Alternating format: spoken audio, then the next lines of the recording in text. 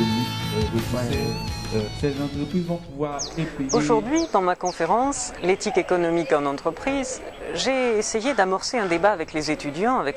ivoiriens de cette université d'excellence, pour les encourager à repenser leur rôle dans la société, non plus comme des agents passifs qui attendraient de l'État ou de quelque institution une main secourable, mais plutôt les encourager à se reconsidérer comme des consommateurs, des acteurs de leur propre développement et aussi des acteurs de leur propre développement économique, de leur propre capacité à choisir, à décider en conscience, libre et donc éclairée, pour savoir quel type de produits ils veulent acheter et comment ils veulent que ces produits soient réalisés. Nous sommes partis d'un exemple de ce fabricant de chaussures qui, ayant envoyé sa production à l'étranger, a dû revenir sur certains modes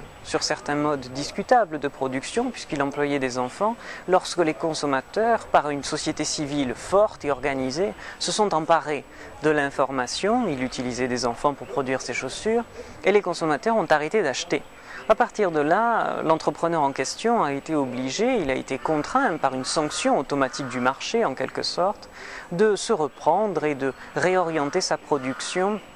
vers une forme de développement durable en quelque sorte, puisqu'il laissait les enfants aller à l'école et il donnait de meilleurs emplois et de meilleurs salaires aux parents.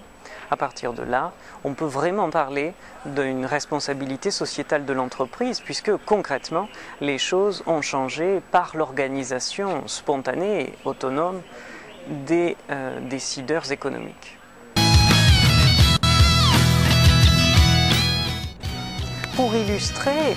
la responsabilité sociétale de l'entreprise, la pénétration des considérations éthiques en matière économique, j'ai voulu prendre un exemple pragmatique et expliquer par exemple comment le Crédit Agricole, qui est une banque coopérative, une banque mutualiste, a réussi à traverser la crise économique là où d'autres banques traditionnelles n'ont pas aussi bien résisté. J'ai voulu montrer aussi comment, au travers de cet exemple engagé, volontaire et durable,